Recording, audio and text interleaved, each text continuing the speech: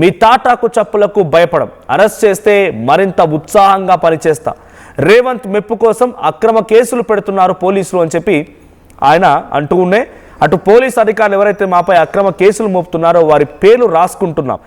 ఏపీలో అధికారులకు పట్టిన గతే వీరికి పడుతుంది. ఉద్యమంలో నాపైన 300 కేసులున్నాయి. ప్రభుత్వం ఇరుకున పడినప్పుడల్లా ఫోన్ ట్యాపింగ్, ఫార్ములా ఈ రేస్ పైన ఈ రకమైనటువంటి లీకులు, కేసులు, నోటీసులు ఇటువంటి పర్వానికి తెరలేపుతోంది అని చెప్పి హరీష్ రావు అన్నారు. హరీష్ రావు నిన్న మీడియా సమావేశం నిర్వహించిన తర్వాత మీడియా చిట్చాట్లో పాల్గొని ఇటువంటి సంచలన వ్యాఖ్యలు చేసుకొచ్చారు. సో నాకు ఆల్రెడీ నోటీసులు ఇస్తారట అసెంబ్లీ సమావేశాలు అయిపోగానే.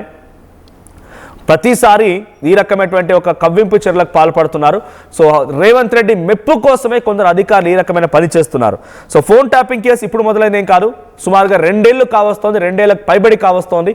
సో నాకు తెలిసి ప్రభుత్వం వచ్చినటువంటి తొలి నెలలోనే ఈ ఫోన్ ట్యాపింగ్ అంశంపై తెరలేపి ఒక సిట్ను ఏర్పాటు చేసి